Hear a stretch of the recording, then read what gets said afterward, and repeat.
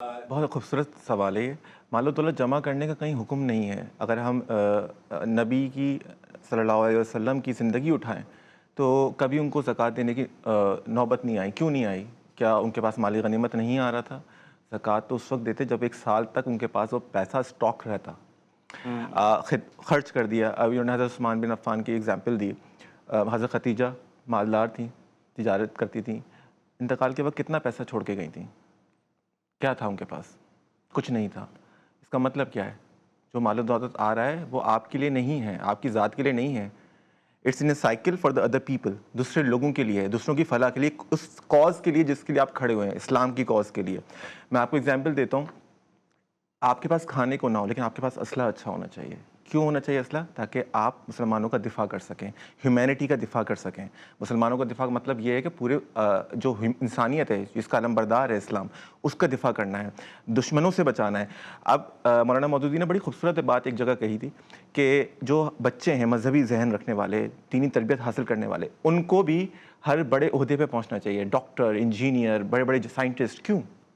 تاکہ ادھر بیٹھ کے بھی وہ دین اسلام کی اہمیت کے ساتھ دین اسلام کی خدمت کر سکیں۔ بات ہوتی کہ وہ ادھر بیٹھ کے بھی، اس بڑے عہدے پہ بیٹھ کے بھی، اس ایڈمنسٹریٹو پوسٹ پہ بیٹھ کے بھی اس کے ذہن میں یہی ہوگا کہ جو بھی میں کام کر رہا ہوں اس سے مجھے اپنے دین کی، انسانیت کی، پاکستان کی مجھے خدمت کرنی ہے۔ یہ ایکچولی آپ کے ذہن میں سینٹرل آئیڈیا ہو۔ 5 دفعہ نماز پڑھنا ہے نا، اگر میں سمجھ رہا ہوں میں نے حلیہ ایک بنا لیا ہے مذہبی، اور میں نماز پڑھ رہا ہوں، روزہ رکھ رہا ہوں، اور میں جو ہے بہت سارا پیسہ جمع کر رہا ہوں، لگژریس لائف لے رہا ہوں، تو میں گزار رہا ہوں، تو اس کا مطلب وہ دین میرے اندر اترا نہیں ہے۔ دین اگر اتر جاتا تو نبی والی سنت ہمارے پاس ہوتی۔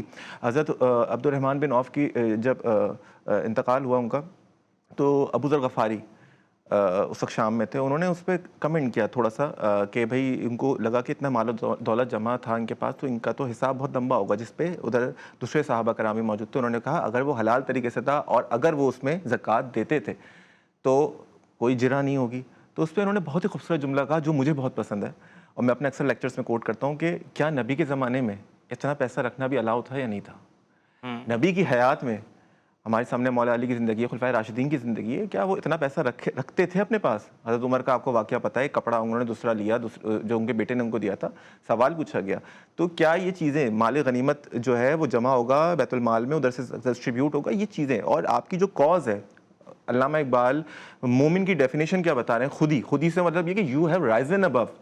پوسٹ ماڈرنزم کا دور جو چل رہا ہے آج کل، فلسفی جو ہم فلسفہ پوری دنیا میں امپلیمنٹ ہوا ہے، فریڈم، میری انڈیویجول فریڈم، ماں باپ میرے معاملات میں نہیں بولیں گے، میں سیلف رائٹسنس میں بلیو رکھتا ہوں، میرے معاملات میں انٹرفیرنس نہیں ہوگی، میں کلیکٹیو تو سوچ ہی نہیں رہا۔ جب میں کلیکٹیو نہیں سوچ رہا تو آپ your services are of no good. جب تک آپ کے ذہن میں کوئی مشن نہیں ہے، کوئی اگر میں فار ایگزامپل میں ممالک کا نام لے لوں گا، کچھ اسلامی ممالک ہیں جو دینی حمیت کے لیے کام کر رہے ہیں، اور جو ہے ان کے ذہن میں ہوتا ہے جتنا بھی ان کی ترقی ہے، جو ان کا ایک کاز ہے کہ ہمیں یہ دین کی سربلندی کرنی ہے، فلسطین کے عوام کو بچانا ہے، یا جو بھی، تو یہ سب چیزیں کیا ہیں؟ کیا مطلب کہ وہ دنیا سے کٹے ہوئے؟ نہیں، دنیاوی ترقی بھی ہو رہی ہے۔ پاکستان کی ایگزامپل دیں آپ کہ ماشاءاللہ یہاں پر ایڈوانسمنٹس ہیں، یہاں پر انجینئرس ہیں، ہمارے فوج کا جو بھی ریسنٹلی مورال کتنا بلند ہے اور کتنا اچھے سے دفاع کیا، اتنی بڑی طاقت کے مقابلے میں آپ کے پاس اتنے کم وسائل، اتنا کم بجٹ، آپ نے کیسے ڈیفینڈ کیا؟ تو ہمارے پاس بہترین سائنٹسٹ موجود نہیں ہیں، بہترین انجینئرس موجود نہیں ہیں، بہترین لوگ موجود نہیں ہیں، اسکلڈ لوگ، لیکن ساتھ ساتھ دینی حمیت بھی ہے۔ وداؤٹ دینی حمیت you are zero, and you will be answerable for everything, for every extra watch you have. آپ کے پاس ایک گھڑی وہ آپ کی ضرورت کے لیے، دوسری واچ آپ کی ضرورت نہیں، وہ کسی اور کا حق تھا جو آپ کو اللہ تعالیٰ نے دیا، وہ آزمانے کے لیے دیا ہے۔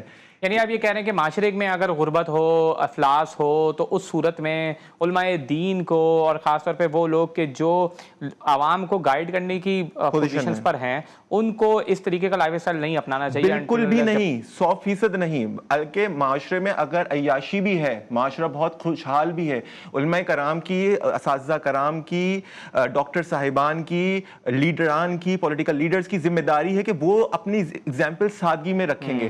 یو ایس اے میں دیکھیں، اگر آپ کوئی بھی آپ کا کریکٹر ہو، آپ کچھ بھی ہو، عام آدمی کچھ بھی کر سکتا ہے، لیکن جب آپ پولیٹیکل لیڈر بنتے ہیں تو آپ کے کریکٹر اسیسینیشن بھی ہوتی ہے، آپ کی چیز کو اسکروٹنائز کیا جاتا ہے۔ اچھا، یہ بہت اچھا ہے پہلو علامہ صاحب، کیونکہ it seems to be contradicting with your statements کہ وہ کہ یورپین ممالک کے لیڈرز کی بات کریں تو وہ سائیکل پہ بھی گھوم لیتے ہیں، ٹھیک ہے، مگر ہمیں ایسا رویہ ہم حکمرانوں سے تو دور کی بات، ہمیں علماء دین سے بھی دیکھنے کو نہیں ملتا، تو اس کی کیا وجوہات ہیں؟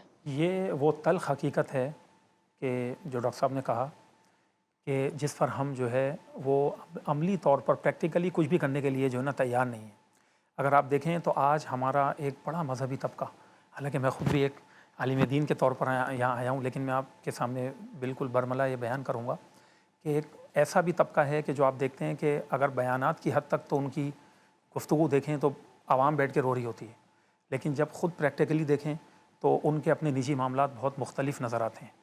تو ہر قسم کے لوگ ہیں۔ اچھا، کچھ ایسے بھی علماء دین ہیں جن کو میں جانتا ہوں کہ اتنے علم و عمل کے پہاڑ، ٹھیک ہے، جن میں ایک بہت بڑی ہستی اور ان کا نام تمام پورا عالم اسلام جانتا ہے، علامہ غلام رسول سعیدی صاحب، جنہوں نے دارالعلوم نعیمیہ میں بیٹھ کر اپنی پوری زندگی گزار دی۔ دیکھیں، درویش صفت آدمی، بڑی بڑی آفرز دی گئیں، جج بننے کے لیے ان کو گورنمنٹ آف پاکستان نے آفرز کی، دیکھ کر بڑے بڑے عہدے دیے گئے، لیکن میں خود جب گیا میں نے دیکھا کہ بس وہ درویش صفت انسان اپنے اس کمرے میں بیٹھ کر کتابوں کے سائے میں پوری زندگی نکال دی۔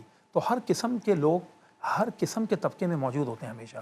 لیکن دیکھیں، جو آپ نے کہا نا کہ یورپ کی مثال دی، غرب کی مثال دی کہ وہ سائیکل پہ بھی جا رہے ہیں، دیگر جگہ بھی جا رہے ہیں، تو در حقیقت یہی تو ہمارے خلفائے راشدین کی مثالیں ہیں کہ جن کے پاس ایک دنیا کے بڑے خطے پر انہوں نے حکمرانی کی، لیکن حضرت عمر فاروق رضی اللہ تعالیٰ عنہ سے ممبر پر یہ سوال کیا جا رہا ہے کہ عمر، آپ اپنے خطبے کو تو مکمل کر دیجیے گا، لیکن پہلے یہ بتا دیں کہ یہ جو پورا کپڑا آپ نے لباس سلوایا یہ آپ کو کیسے ملا؟ حالانکہ مال غنیمت میں تو اتنا بڑا لباس تقسیم نہیں ہوا، اور آپ کا وجود بھی بڑا تھا حضرت عمر فاروق رضی اللہ تعالیٰ عنہ کا۔